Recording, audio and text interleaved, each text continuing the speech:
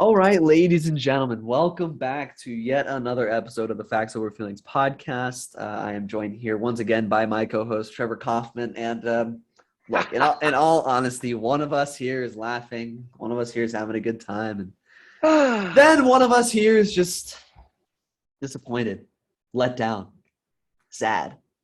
That's how I feel right now because my Cleveland Browns went into Sunday's game, Trevor. The crowd was the loudest I've heard it in years in First Energy It was Stadium. a good crowd. And not an empty seat in the stands, as Trevor told me off the air. He said, Ryan, I didn't see an empty seat in that stadium. I And did. how does the team reward those fans, Trevor? They go into that stadium and give up 37 points. Okay, and they score 14. The Cleveland Browns got destroyed. And I know we're rushing into this, but we're going to talk about the NFL. We're going to talk about this Browns-Cardinals game. Okay, this was not what I expected. It's not what Trevor expected, even being a Cardinals fan. I'm sure you didn't expect this. And, I want to talk first, but I'm actually going to let Trevor go ahead because his team won. He gets the honors here. So, Trevor, I wanted to turn it over to you for a second. What did you see in this game, both from the Cardinals and the Browns? Because, this on both sides, I think, was surprising. Yeah, there's so much to say about this damn football game. I'm going to start off by saying shout out my Cardinals. We played a great game. I want to give a huge shout out to the entire team and the entire coaching staff for really banding together because it is not easy, 48 hours before a football game to find out that your coach and your play caller on offense is not going to be able to give it a go. Your quarterback coach is not going to be able to give it a go.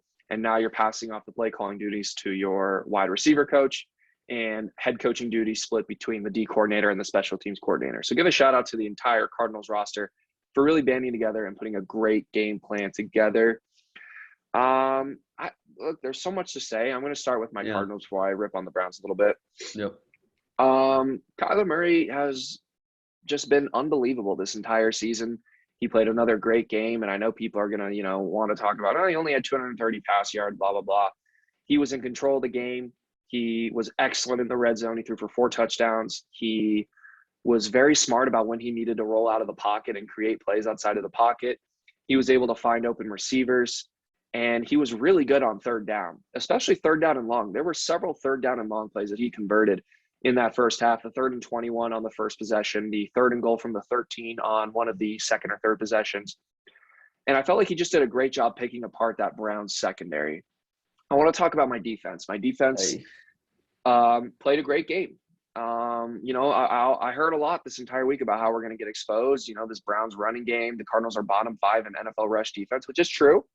I heard the Browns are going to go for 250 rush yards, as Ryan told me several times this week. And part of it was play calling, but the Browns never got their run game established until it was too late. And Kareem Hunt broke off a couple decent runs later in the game, but it felt like in the first half they had nothing going on the ground. And particularly in the first quarter, I don't think they had a single rush yard in the first quarter, it felt like. So give my defensive line a lot of credit.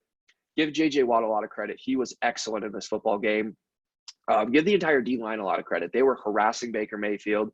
They were in his grill. They had a couple sacks on him. They forced 2 fumbles, but Baker Mayfield did a good job evading a couple other sacks, I thought. I thought there were several plays where he should have been sacked, but my Cardinals got pressure on him all afternoon. And outside of one miracle Hail Mary, which was terribly covered by my defense played a great football game. They gave up 7 points outside of that Hail Mary, and they were excellent. Moving on to the Browns, this was a very disappointing game. And, everyone can roll out the excuses. They're injured, they're this, they're that.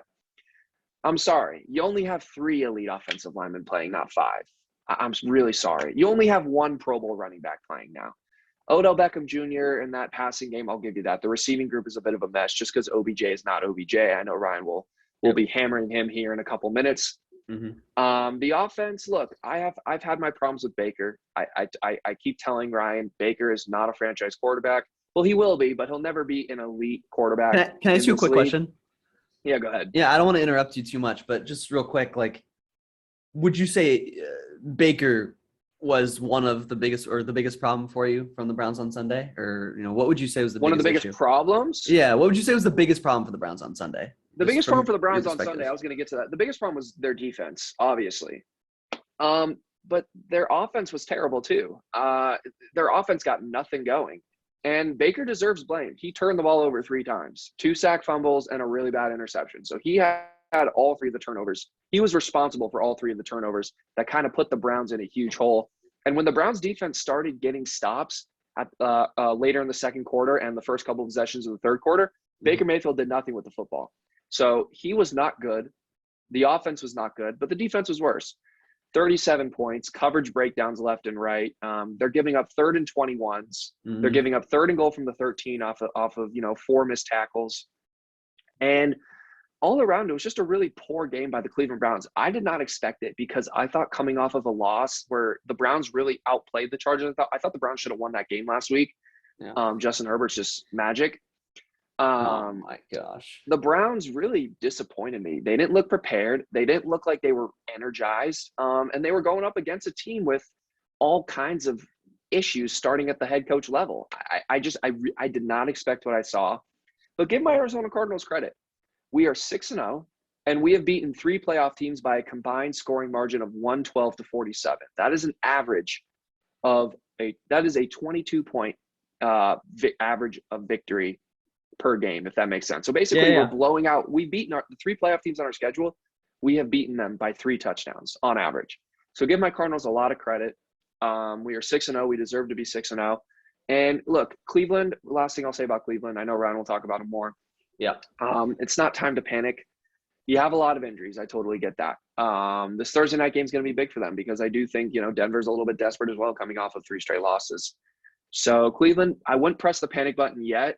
But look, the 3 good quarterbacks, the 3 games where you would say the opposing teams have better quarterbacks than Baker Mayfield has lost all those games. And I think that's a bit concerning if you ask me. But I'll hand it off to Ryan. Would you say Kirk Cousins is worse than Baker Mayfield? I mean, I would say that. I'd say he's probably a little bit better.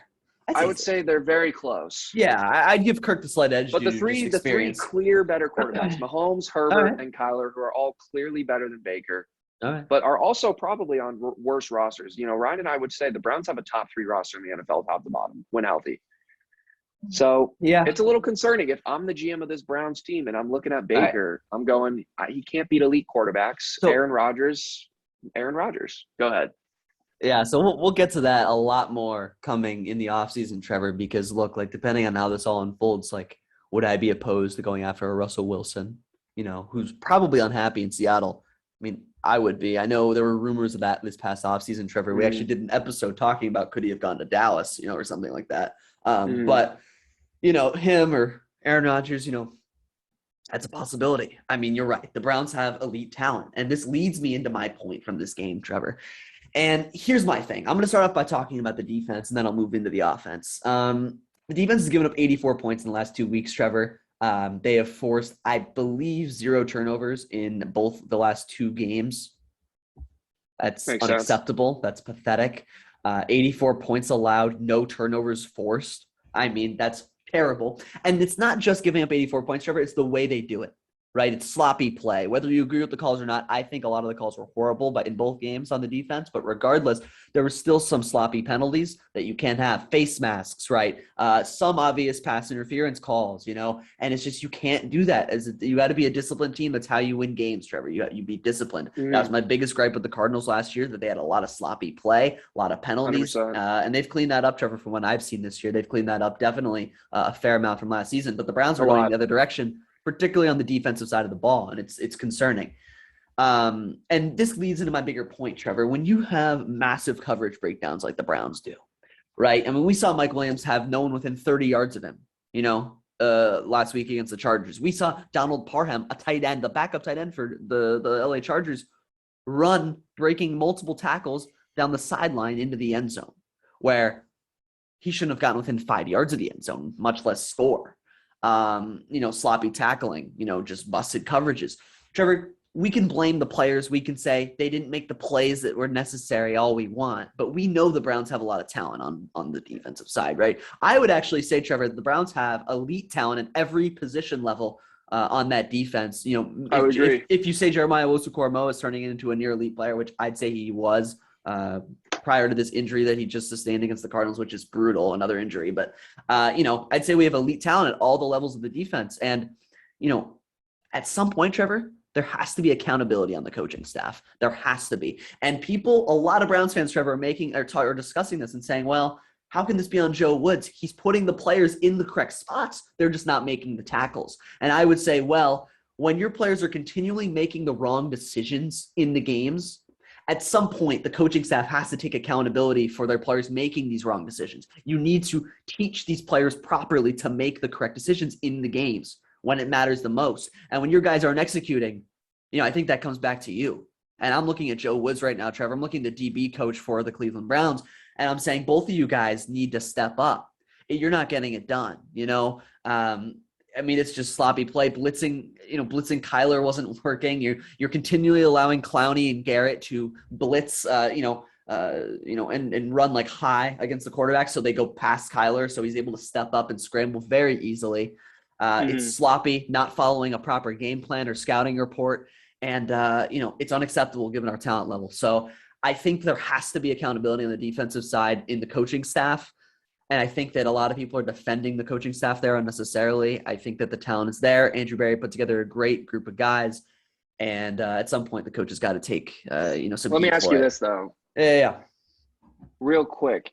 I wanted to ask what is the percentage of blame on the players versus the coaching staff, if you had to give it to me right now? Because I'm curious what you think. Yeah. Look, if I had to give it to you right now, from what I've seen, Trevor, week over week over week, right? Beating lesser competition, smothering, these bad quarterbacks, these bad offenses, but then just getting destroyed by the best, by the elite quarterbacks, the high-end offenses. And all three of these teams we've lost to, Trevor, have top 10 offenses in football. These are elite offenses, all three of them. That's fair. So, but my point is like when you're continually ill-prepared for that, I think the coaching staff is overmatched. I really don't think the talent is in question, Trevor.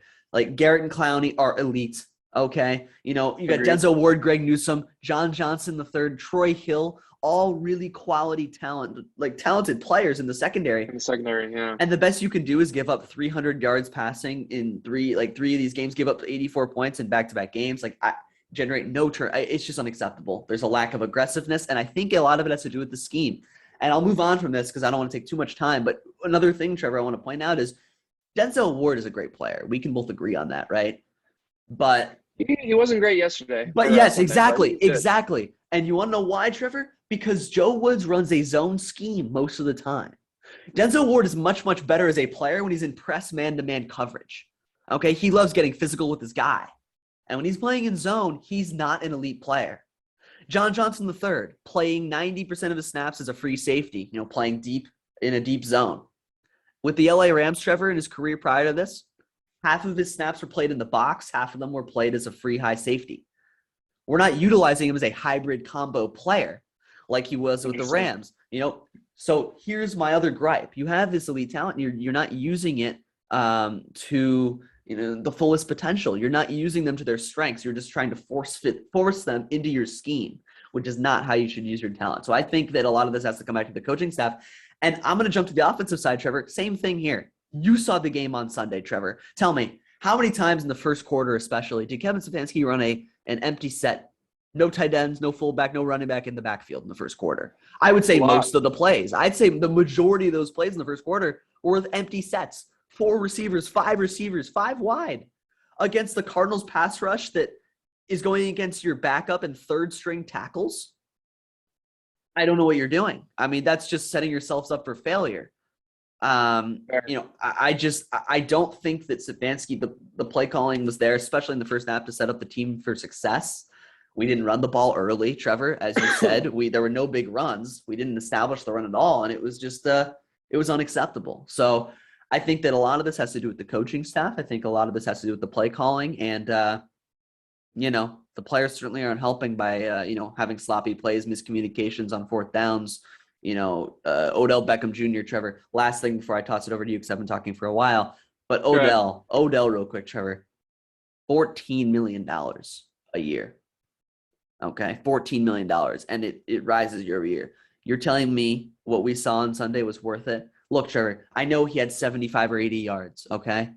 I know he had a shoulder injury. Yeah, I thought he was okay. But let me tell you this, other than Trevor, the one play. all of his catches, Trevor, would you say there was a corner or a safety really contesting those catches? He was relatively open. He had a couple yards of space, at least around him, to make it a really easy catch. Like, it was a really simple just catch and run a few yards, or catch and step out of bounds. It wasn't like there was a corner right there where he's making a contested grab. Like Donovan Peoples-Jones, Trevor.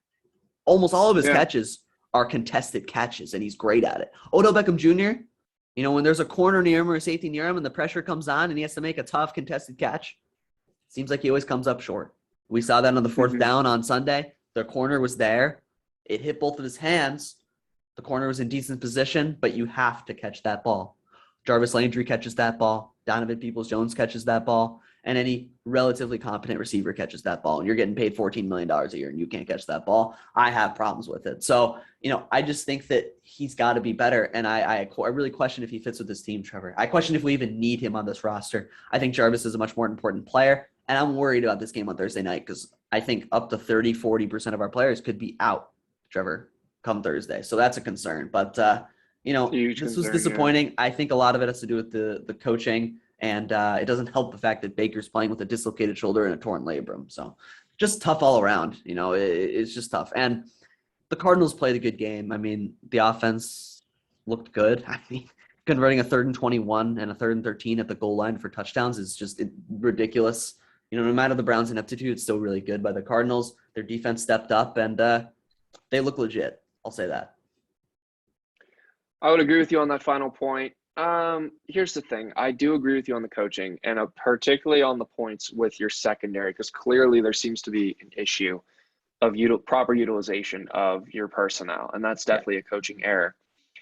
I will say at the end of the day, unless Joe Woods is that bad of a coordinator, I did see a lot of mistakes by this defense as well that weren't, I would say, coaching. I mean, there were a lot of plays with broken tackles. The penalties, I will definitely admit, were rather ticky-tack for the most part. I thought there were a lot of calls that, there was at least 2 roughing the passer calls that I was like, wow, okay. Those weren't even ticky-tack. Those were blatantly bad calls. Yeah. There was a couple other ones. So your defense did get a couple bad breaks yesterday, I would say, particularly early in the game with the officiating. At the end of the day, I just think the Browns need to look themselves in the mirror, and they need to have a little heart-to-heart. I think they need to be like, hey, are we going to let this season get away from us? We have a lot of injuries. We're beat up. We're losing games right now. Are we going to let this season get away from us? Are we going to band together and, battle these next 6 weeks, which is ridiculous. The fact that they play 12 games and get a bye week, I just think that's stupid scheduling by the NFL. But that's the reality of it. They got to play 6 more games. They're going to be missing a lot of guys. We're going to learn a lot about this Cleveland Browns team here the next couple of weeks. The schedule is not as easy as it might look. You play the Ravens twice, you play the Bengals twice. You still have to play the there was one other interconference game that I thought was pretty tough against an NFC opponent. It might be the Packers. Yes, it is Packers on Christmas Day, actually, Trevor. Yep. The Packers, that's not – so the Browns have a lot of losable – I mean, those are 5 games you could definitely see them losing in the current state. So Cleveland needs to band together and really figure it out. It's going to start on Thursday. We'll see what they're made of. Final point before we move on to the next game, and I'm glad Ryan addressed it. Give Arizona their credit, because Arizona did not come into this game 100% healthy, 100%, like organized and ready. Arizona was throwing together a game plan. They played a great game. They blew out a really good team. And the Cardinals are 6-0, and they do deserve credit because, as many we can talk about the Browns all we want. Arizona ultimately has to play the game that's played. And Arizona took care of business. My Cardinals took care of business. And we are elite. And, we're not doing a power rankings, but my Cardinals are the number 1 team in the NFL right now. We're 6-0. We have beaten every playoff team from last year by at least 17 points. And, we're undefeated. And give the Cardinals their credit. They've played great football, and it's 1 week at a time. And I'm going to give Cliff Kingsbury credit as well, because I think he has done a very good job, getting the guys to believe in the locker room. He's really done a great job with the offense. And the one thing I really like, and it wasn't Cliff Kingsbury yesterday, but I love the balance in the play calling, and I love how we get so many different guys involved, right?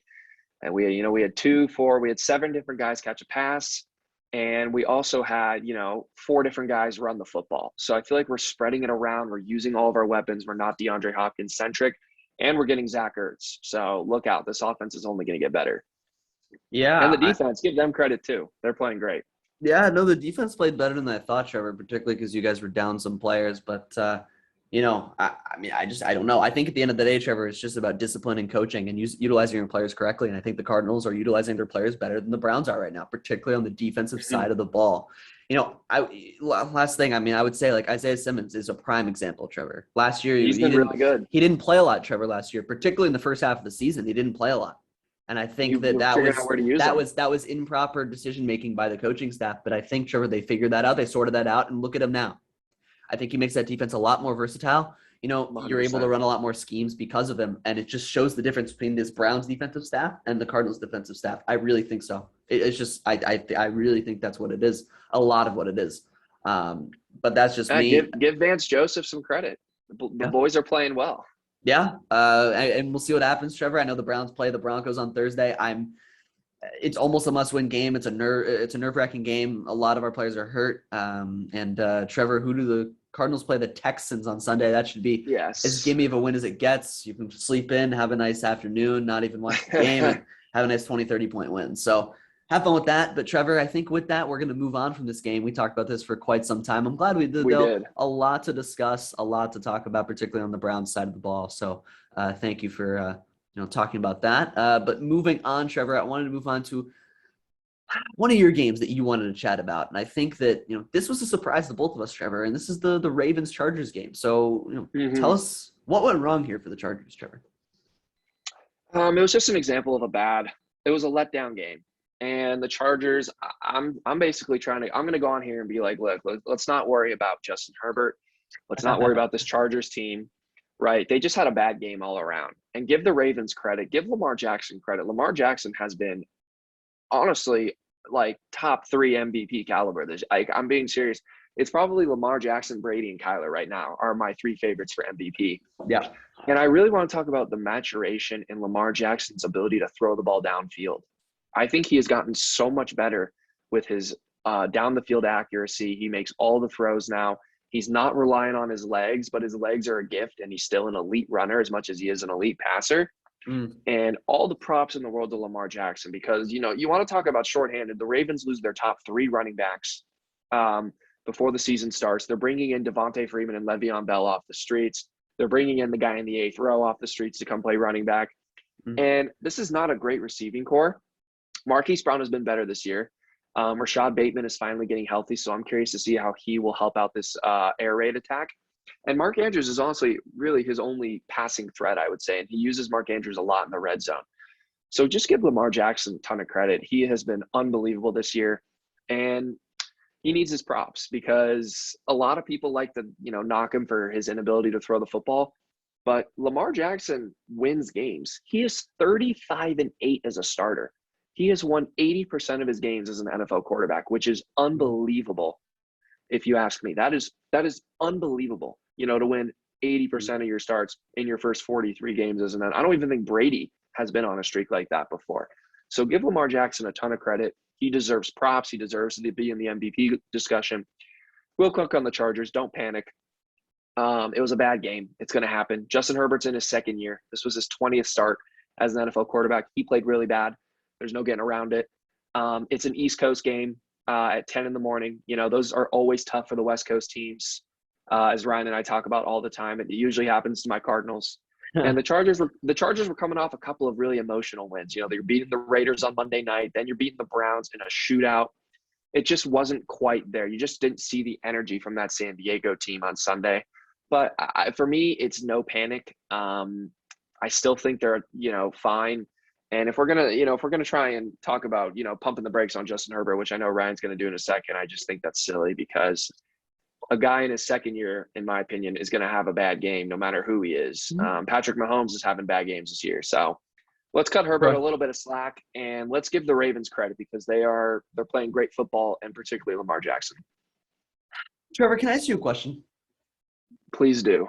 Would you say that a lot of honestly? The throws that Kyler Murray had to make on Sunday against the Browns, were they challenging? Were they very contested? Were they difficult throws throughout the game? I mean, there were definitely some throws that I was like, wow, that was a really good pass. Okay. I thought the 3rd and 21 ball was a perfect throw by Kyler on the run. Actually, I don't think that one was on the run. No, it The wasn't. 3rd and 7 before to Christian Kirk was on the run. That was a good throw. Look, we shouldn't be knocking quarterbacks for completing open passes, right? Because No, that's no, still no. they're still able to see the field. And certainly Kyler Murray had to make some tough passes and had to, there were definitely some open ones. Everyone's going to talk about the DeAndre Hopkins one. But look, he had to make some tough passes. He had to make some open passes. It's the reality of the job. Yeah. I think your point is, look, was Herbert great against Cleveland because there were so many open receivers? Maybe, but you don't score 47 points in a football game against an NFL defense unless you are really good at playing quarterback. So But can I ask you a anyways, question? go ahead. Yeah, go ahead. Last question, and I don't want to go in circles here, but if Sure. the Cleveland Browns put up 42 against a top 10 pass defense, does that make Baker a really good quarterback then? Like, I just, you know what I'm saying? So my only point here, Trevor, and you don't have to answer it. We Well, don't have to look, get into this. Baker had a good game, but you guys also had Yeah. 250 yards rushing, right? You had everything going. And like I said, Baker Sure. can be really when everything's clicking and everything's comfortable. I think the key word is when everything is comfortable, when everyone's healthy, when the O-line is great, when the running game is great. Baker looks really good, but it's when things get uncomfortable, Baker starts to falter. And I think that's the difference between, being a good quarterback and being an elite quarterback. Yeah, so I don't want to harp too much on this, but my point is I just, I saw the Chargers in this game, and I'm looking at them, and they're just not getting anything going, and I'm just like, man, like, this is a well-coached defense they're going up against, and they're just getting absolutely stood up. I mean, they actually It was a bad game. The Ravens are a competent team with a competent coaching staff, and despite having the most players on injured reserve in football, Trevor, the Ravens still found a way to just absolutely demolish the Chargers and take care of business. And this was a statement game by the Baltimore Ravens, Trevor. And they dominated on both sides. The Chargers need to fix up their run defense, Trevor, because they allowed 200 rush yards to the Ravens. That's not going to cut it. That's always been a problem for them.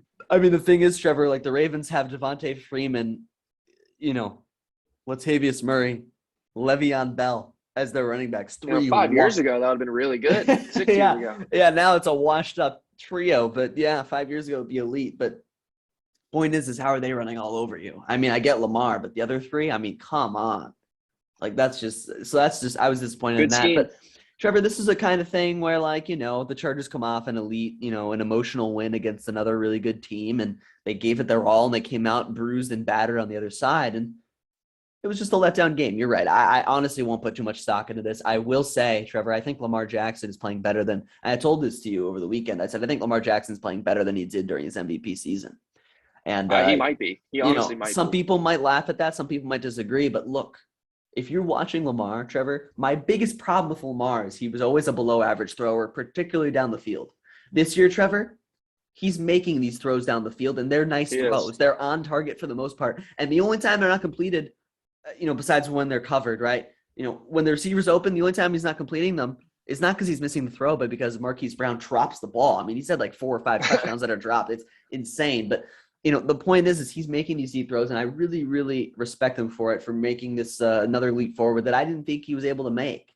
And it's the next step forward in Lamar's maturity as a quarterback, because he's not going to be able to run this much for his entire career. So it's great to see him take this step. I think he's actually my leader for the MVP. Him and Kyler are really tight up there, but you got to give it to both of them. And I just wanted to say Lamar's been playing really well. So this is more about Lamar to me than really a message of the Chargers. Last thing, Brandon Staley, Trevor, down, I think it was 18 points, I believe, Trevor, went for it, or maybe it was 21, went for it on his own 22, 4th and 4 or 4th and 3. Own 22-yard line. Exactly what he did against the Browns last week, Trevor, and it worked, right? And they ended up winning. Right. And it didn't work. And it didn't work this time. And immediately I had friends that were with me watching the game saying, wow, what a terrible decision. What a horrible call.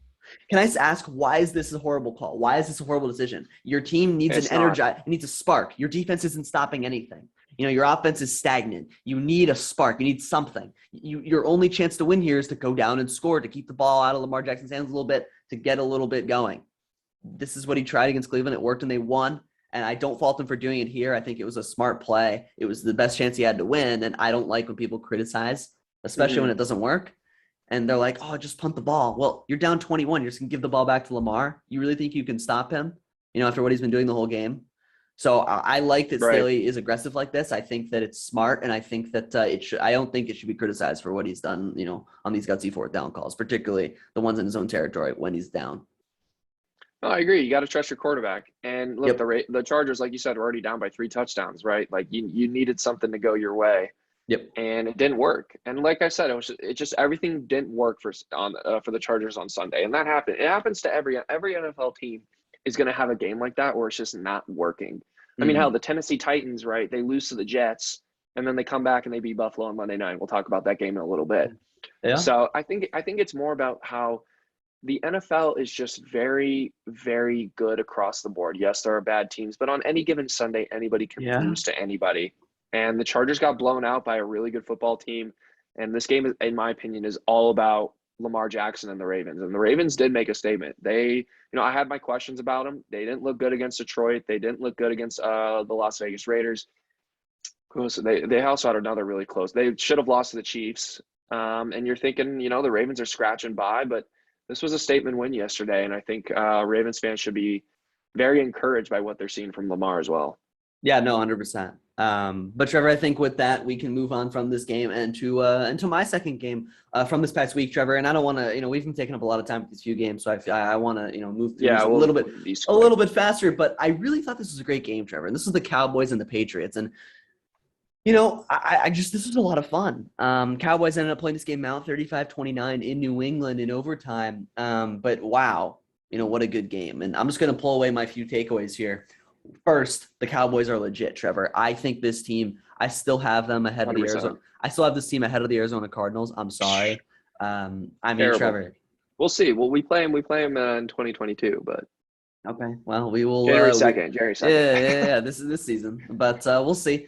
Anyway, it's close, but I really like what I saw. I mean, this is a solid defense New England has, and it's in a hostile environment, as hostile as it gets in New England, in Foxborough. And Dak Prescott was sensational, Trevor. 450 passing yards, 3 touchdowns, and 1 pick that was off of his receiver's hands. So I don't fault him for that. But just he was spectacular. Simple as that. He was. And he clutched up when he needed to. Like, Trevor, I don't know about you, but every time at the end of that game when I saw the Cowboys get that ball, even when they had a 3rd and 25 at the end of that game and they got 24 yards, I had almost no doubt that they were going to march down the field. I don't know. I I just agree.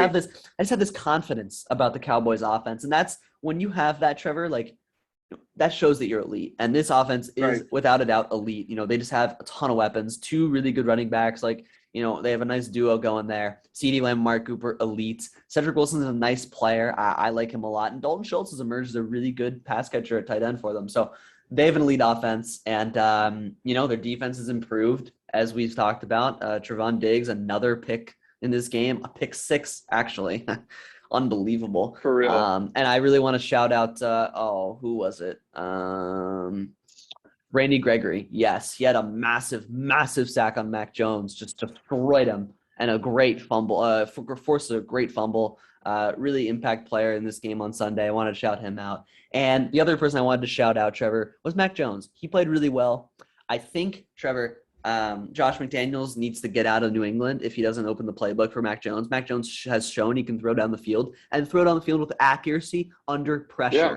Not like under pressure Yes. like blitz, but like under pressure in the moment. You know what I mean? Like when it matters most. Mac Jones is making plays, Trevor. He's not just throwing the ball away. He's not just missing open guys. He's very rarely seen missing guys. He had a few misfires, but he looked really good, Trevor. And I have respect for him. He's by far, Trevor, the best rookie quarterback so far from this draft class. I want to pat myself on the back real quick because he's been really nice this year. And I think he's going to continue to make strides with Bill Belichick as his head coach. But Josh McDaniels, open the playbook up for Mac Jones. He deserves it. He's shown you that he deserves your trust, and I think that he's shown you that he can throw down the field. So, good game from him, good game from both quarterbacks, and it was really fun to watch. So, Yeah, to your point about the rookie quarterbacks, I agree. Mac Jones has been the best. However, I do want to say I think Lawrence and Justin Fields have already made strides week over week. So I think a lot of the rookie Lawrence has, and I think Fields is even looking a little better as well. Zach Wilson's really been the only one who hasn't looked better yet. But again, it's not, don't get caught up in the wins and losses with these rookie quarterbacks. Get more caught up in, how are they looking week over week? Are you seeing setting improvements? Are you seeing, are you seeing these guys not make the same mistakes over and over again? Are they learning from their mistakes? So Mac Jones has certainly done a very good job, and I agree with you. I think they should have opened the playbook up, and I think they should have a little bit more trust in Mac Jones. And I think, these little 4th and 2 and 4th and 3s around midfield, I think New England should start consider going for them, Yes. right? Like, I feel like they're being a little overprotective, and I get it. It's one thing if you have an elite defense. If your defense was, the Ravens defense of 2000 or the Broncos defense of that one year, I forgot the year, maybe it was 2014 or something, Something like that, yeah. 2015 maybe. 2015, yeah. Right, then maybe you punt it and play field position. But I think with a below average defense in New England who gave up 35 points and almost 600 yards of offense, and it probably could have been more than 35 points. Dallas had 2 red zone turnovers yesterday, so it easily could have been 40 to 45, maybe even 50, right? You have to start considering, going for it, especially, New England's seeing how Mac Jones is performing. I think he was doing a very good job yesterday controlling the game, making big throws. He did a pretty good job handling the pressure. I thought Dallas got to him a few times, but he did a very good job handling the blitz and the pressure. And I think New England should definitely, open up the playbook and let him unleash his arm and unleash what he can do a little bit. To Dallas really quick, I wanted to talk about Dak Prescott as an individual player, but I am really proud of the way he has played. He has been unbelievable this year. This is honestly the best football he's ever played, and it's coming off of a serious leg injury, which is not easy to do. And it's not easy being the Dallas Cowboys quarterback. It's just a tough job, right? You got a lot of noise surrounding you around the organization. Jerry Jones is one of the most, loud owners who's always in the limelight, always being talked about. And it's America's team, right? Everyone's always going to talk about the Cowboys. There's a lot of pressure playing that position. And I don't think he even has that great of a head coach. I think Mike McCarthy has not done a very good job this year, game managing, and the Dallas Cowboys are still winning football games. And I saw a very interesting thing. Every head coach in the NFL has a specialty. They're good. They're known for something, right? Stefanski's known for his offense. Cliff Kingsbury, known for his offense. Yeah. Bill Belichick, defense. Mike Tomlin, player motivation, defense. Kyle Shanahan, offense. McVay, offense. Robert Saleh, player motivation, defense. What is Mike McCarthy known for? He doesn't have anything to do with the defense. He doesn't call plays on the offense, right? That's Kellen Moore. Yep. What does Mike McCarthy do, right? He doesn't have a specialty. He's kind of just there. And I guess whatever responsibility is left is game managing and situational football. And he's not good at managing the clock. He's not good at it. So my question is, what is he good at, right? He doesn't have a specialty, and he's not good at the things that he needs to be good at. I just hope it doesn't bite Dallas in the butt in the playoffs, but we'll see. They're 5-1, and Dak Prescott, I'll talk a little bit more about him in a bit, but he has been unbelievable. I'll leave it at that. Yeah, I don't have too much to add to that other than Trevor. I like that you brought up Mike McCarthy because I almost feel like they're winning in spite of him, Trevor. And I feel like that might be too far of me to say, but maybe at best, Trevor, Mike McCarthy's kind of getting out of his team's way, and just kind of sitting back. Right. And I will say he's being more aggressive on 4th down, which I like because I think a lot of old-time coaches struggle with going for it on 4th down. And I really respect him for going for it more. So I respect him on that. But, I think he's just getting out of his team's way. And I think that's the best thing he can do, Trevor. Let Kellen Moore call the plays, be a motivational guy, be with the players, try to, build that camaraderie and, do your best as a head coach. But I don't know. I don't think he adds that much to this team. I think Kellen Moore might be a better head coach, for this team while also calling the plays. I like Kellen Moore. He's a future head coach in this league. I think he's a really, really good offensive mind that I think can connect with the players because he himself is a recent player. I mean, the guy's in his mid-30s, early 30s even, I think, Trevor. Right, he retired. He went from backup quarterback on that team to coordinator. Like, he just made the transition. Yeah. Like, it was just like bang, bang. It's like, wow. Like, you almost never see that. So, I agree. I'm really glad that you brought him up because, I think he's a really good mind. And I think that, he could be the head coach of the Cowboys right now and I think provide more than McCarthy. But, McCarthy's getting out of his team's way, so I don't have too much to harp on there. But, I don't know. I don't have much else to say on this game, Trevor. I said what I need to say. I think, we covered it pretty well. And moving on to our final game of the week, Trevor, it was the game that you wanted to talk about. It was actually the game from last night. And, what did you have to say about this Bills-Tennessee game, which for me was a big surprise? It was a big surprise for me as well. I thought Buffalo would win this game fairly easily. I just have a couple quick things to say about this game. One, Derrick Henry is I don't know how to describe him. I don't think he's human. I don't know what he is, but he's special. He's unreal. Mm, He's just unlike anything I've ever seen at the running back position. The way they give him, he gets it 30 times a game, every game. The way he's able to just be healthy all the time. He's in fantastic shape. I've seen some of his off-season workouts, and he does some things that are alien-like, right? He's a specimen. Kudos to Derrick Henry. He really helped them win that game. The other thing I want to say is, I want to talk about the fourth down play. mm. And I want to talk about why it was a great call to go for it on fourth down, right? People are like, kick the field goal, play overtime, see what happens. And I completely disagree. You have an all-pro quarterback who is, supposedly an MVP candidate. He didn't play great yesterday.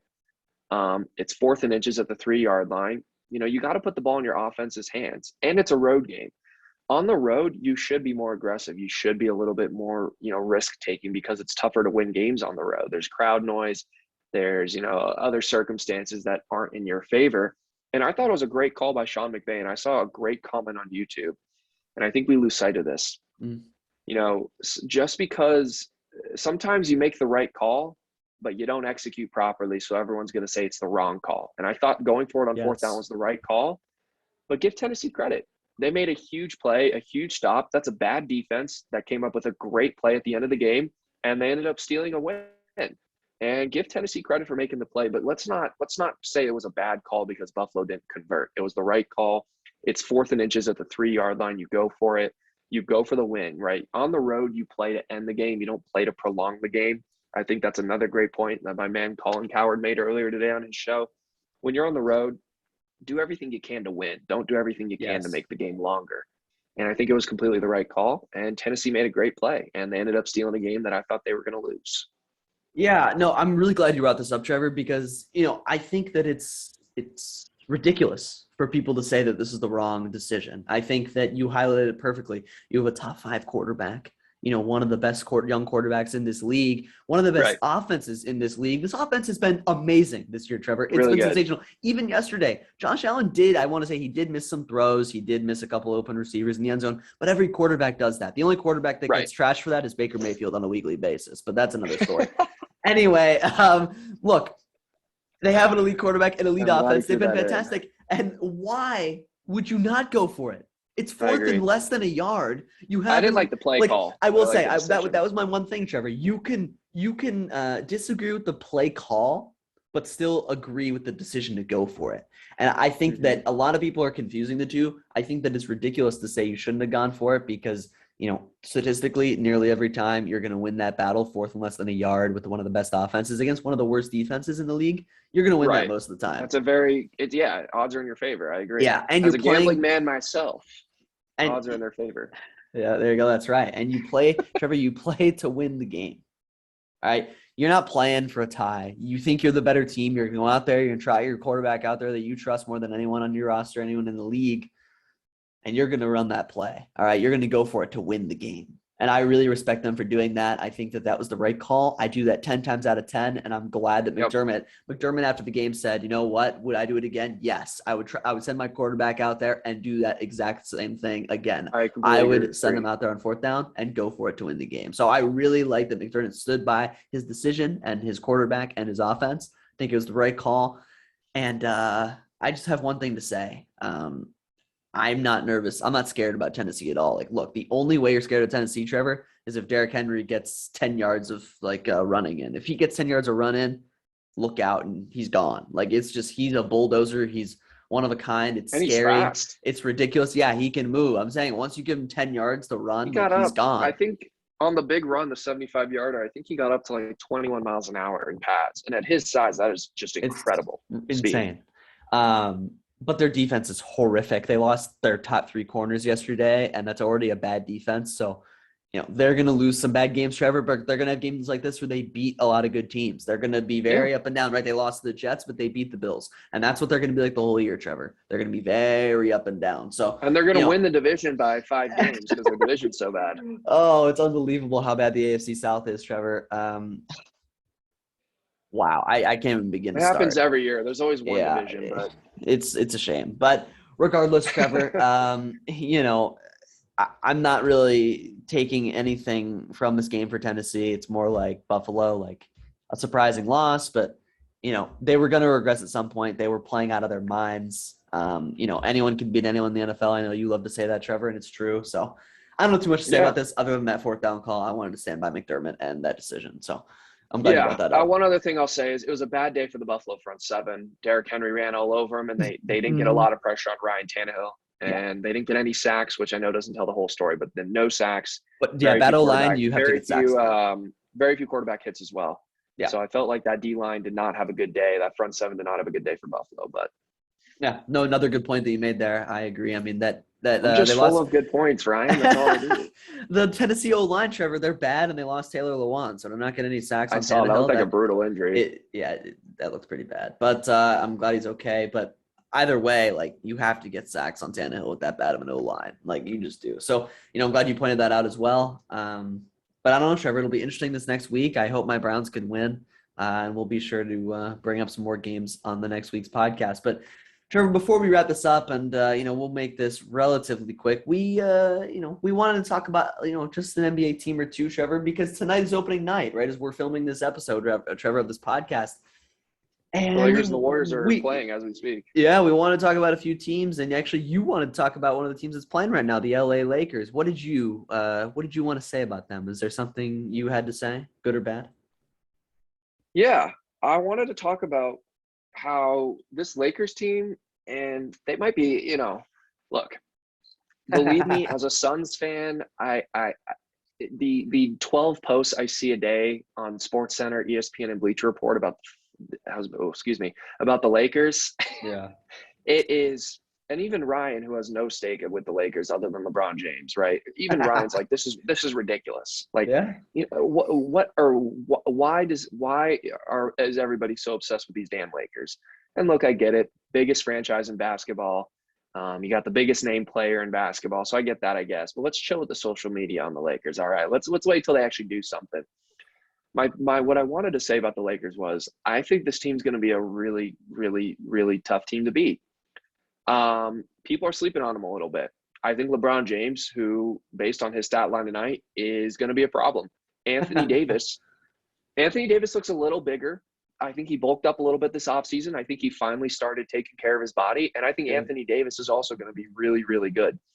I think Ryan and I's only problem with this Lakers team is Russell Westbrook and how he might, mess it up.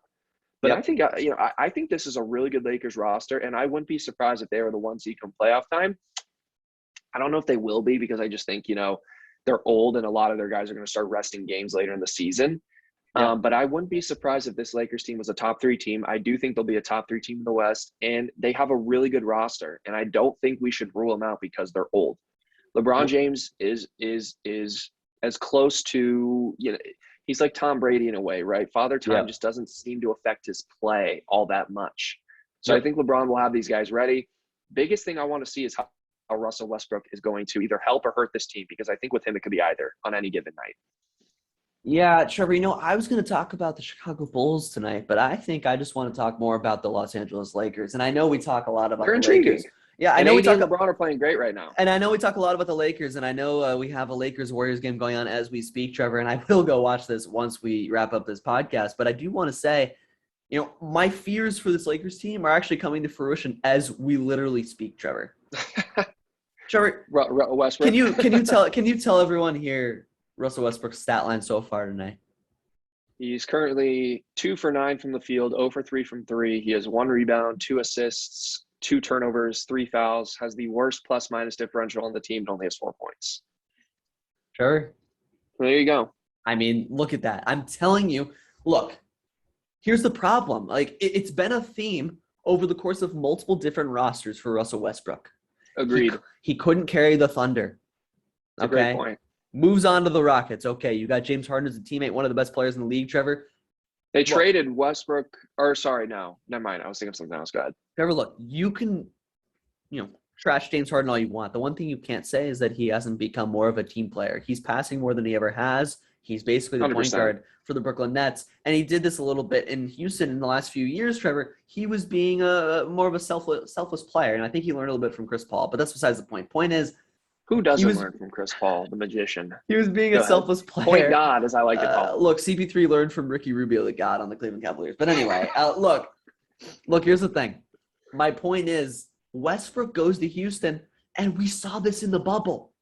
Houston was playing better than you and I ever thought they could in the bubble. Westbrook comes back, and they start losing. They are worse. They were worse with him on the floor. We've talked about this multiple times. They were worse with him on the floor and plus minus as a team when he was playing versus when he was out. He doesn't help teams win. I really don't think he does. He goes to Washington, Trevor. Would you say Washington performed way below expectations last year? I would certainly say so. They barely squeaked into the Way playoffs, below, Trevor. maybe. Trevor, I mean, Westbrook look, and Bradley Beal, that's supposedly an elite duo. It was an epic failure, a colossal mess. they probably Trevor, if they would have won one round in the playoffs, it would have been a successful season. They weren't beating Trevor, Brooklyn or Milwaukee. I expected them to be higher than what were they, a 9 seed? Barely making the play. Like no, 8, yeah, 8. I mean, Celtics were 7. I mean, they barely squeaked in. I mean, that's unacceptable with a roster like that with Russell Westbrook on it. And I think when it comes down to Trevor, is Westbrook just doesn't help these teams win. Bradley Beal's I'd say he's the second best shooting guard in the NBA. I'd say he's the second best shooting guard in all of basketball. Behind James Harden. But anyway, if you call him a shooting guard. Anyway, look. My point is I don't think Westbrook helps teams win, and we're seeing it tonight. Trevor struggling again, the worst box plus minus on the team. The Warriors are only down by 5 right now, and that's with Steph Curry shooting 3 for 13 from the floor. Yeah, the Warriors are really not playing good right now. I mean, wow, to be within 5. Anyway, also, what's up with these role players aren't that good. Ryan was going on and on real quick. Sorry to interrupt. Ryan was going on and on about how deep and these role players and how much it's better than the 73-win team. Bielitsa, Otto Porter. Don't disrespect Bielitsa. Bielitsa is a really solid role player. He can shoot. He has range. And they're also missing. He'd be on a 2-way on my Suns right now. He'd be on a 2-way contract. But go they're ahead. Also missing Kuminga, their top 7 draft choice. But Oh, whatever. They have Otto Porter. They have Iguodala, Otto Porter Jr., Moses Moody, and It's a bunch of bench warmers that will maybe turn into something. We'll see. Wow. Iguodala, maybe he's all right. Iguodala isn't bad. I'll give you that. Anyway, Trevor. By the way, can I just note that? Wait, actually, hold on. Never mind. Scratch that. But can I just say, I just continually am nervous about Westbrook on this team. And I think if AD gets hurt, which he will, I wonder how this team will hold up. Anthony Davis is what they need to win with LeBron, and I don't think Westbrook will help them with that. Westbrook's now -7 in the box plus minus for tonight, by far the worst on the team. This is going to be a theme weekly, Trevor, and I'm going to keep highlighting it. And, I think you'll agree with me. He just does not fit with this roster. So I think, it was really a weird move. I don't like it. And I don't know. We'll see if it somehow works out for them. But, just a really weird decision. I do want to say I think that they did well with their bench, though. Malik Monk is a nice bench piece. Rajon Rondo obviously is solid. Dwight Howard's good in his new role ever since in the last couple of years. And Melo still is good on the offensive end. And the important thing here, Trevor, Melo used to be a centerpiece, just like Westbrook. You want to know the difference? Melo knows his role. He stays with it. Yeah, now he does. Like with Portland, though, he figured out his role. He knows how to stay within himself, get points when his team needs it off the bench in the second unit, and doesn't overdo it. I think that that's fantastic. I really like that he's playing within himself now and helping his team win. I just question if Westbrook can do that. So, Trevor, we'll see what happens. I don't know if you have any other thoughts on the Lakers. Yeah, go right. Yeah, fire away. Give me your finals prediction right now. This can change, obviously. You want me to give my real finals prediction? I want you to actually what you truly believe. Don't give me Cavaliers, Lakers. No. I'm gonna look. Honestly, the more I'm thinking about it, Trevor, can I make a bold prediction? Nets. We both know the Warriors are making the final, or I think we both know. I think the Warriors will. We both know that. Okay. Gotcha. I knew that. Yeah. Sorry. Okay. Let me clarify. We both know All that. Right, go ahead. I want to hear about this East prediction. Yeah. So I have a feeling where it's coming from, though. I have a feeling, but go ahead. Trevor, I think the Warriors will make the finals, barring assuming Klay Thompson is healthy the next month or two, right? Now from the East, I want to say Milwaukee. You're gonna say the Heat. I really want to say Milwaukee. Oh. And I think that's the easy choice, Trevor, but I'm going to go bold here. I'm going to go with the team that I thought would beat Milwaukee in the Eastern Conference Finals this past season, but The their Brooklyn star got Nets. hurt. I'm actually going to go with the Atlanta Hawks. I think they could do it. I think they could get there. They have a good roster. They're better than ever. Okay, they kept a lot of their players. They improved. They got a lot of young guys in the draft. I like what they've done. God. They've matured another year. Trevor, they're going to be a top 4 seed in the East, barring injury. They have a fantastic coach. He should win Coach of the Year this year. He's going to be a contender at least. I think they're going to be fantastic. And if I'm going bold, I'm going to say the Atlanta Hawks, Trevor. I'm going to be bold. The easy answer is the Bucks. I think they could easily do it too, but I think that the Atlanta Hawks can get to the finals and face off against the Golden State Warriors. You guys Trevor, know where I stand. Would that not be a fun NBA Finals? Would that not be fun? Hawks Warriors. Would that not be exciting? It would be really fun. Unfortunately, ESPN would only have pictures of LeBron on the screen because LeBron's not in the finals, and LaMelo Ball isn't either. So ESPN would have. They show LeBron at the game. Yeah, That's what they did with our series. So ridiculous. Real quick, I know this podcast going a little long. Suns Nets. Don't worry about it. I'm gonna throw in my Suns here because it is basketball season. Go ahead. This Phoenix Suns roster is the best and deepest roster in the NBA. This team can go 13 deep, and I truly believe that. And you'll see that this year. We have our 4th string guard, I should say our 3rd string point guard was starting for the Knicks last year in Alfred Payton, right? Landry Shamet is going to be a really good bench scorer. Cam Johnson, Mikal Bridges, they will take steps in their game. And I know Ryan is very happy about not paying DeAndre Ayton. I think DA is going to play mad this year. And I think DA is going to average 19 and 11. And I'm not saying he'll make the All-Star game because he won't. The Western Conference is too good. But my Phoenix Suns are going to the finals. We have the best roster. We're the deepest team. And as Ryan said, they have a great coach. The Hawks have a great coach. My Suns have a better coach. Well, maybe not. They're both great coaches. The Nets are going to the finals because Kevin Durant is fantastic. James Harden will play better. It's one game. Let's not overreact to the game tonight. Nets, Suns in 6. Can I make one? Sheesh, unbelievable. Can I make one shout out though before we wrap this up? I want to shout out Patty Mills, Trevor. He was wet. Trevor, 21 points, 7 for 7 from 3. 7 for 7. Look, Devin Booker does that in his sleep. We saw that in the playoffs against the Lakers. Devin Booker is going to be locked up by Klay Thompson. You heard it here first. Klay Thompson on one leg. Don't worry about it. Also, Kevin Durant is just so good at basketball. I don't even know how to describe it. He's just too good. Kevin Durant? I mean, I'll leave it at that. I mean, he definitely is a Hall of Famer, one of the best players in the NBA. Probably. I thought 32, 11, and 4 assists tonight. And he did that on over 50% shooting. Trevor, he actually missed 3 free throws, which I think he's the best player. I think he's the best player in the league. I said it last year. I think he's the best player in the league right now. I agree. I think he's playing better than LeBron right now. I will agree with you on that point. Yep. I'm glad we could agree on that. Devin Booker's second. Okay. Well, folks, I'm sorry having a diluted co-host, but I think this is where we wrap this podcast up. We've reached the point of delirium. But, look, I hope everyone enjoyed. I think it's going to be a fun NBA season, and we'll be back next week talking about some more NFL, NBA, and we will toss in some college football next week. So we will be back next week with more sports talk and sports news. But until that time, hope you enjoyed this podcast, and we'll see you later. Go Suns, go Cards.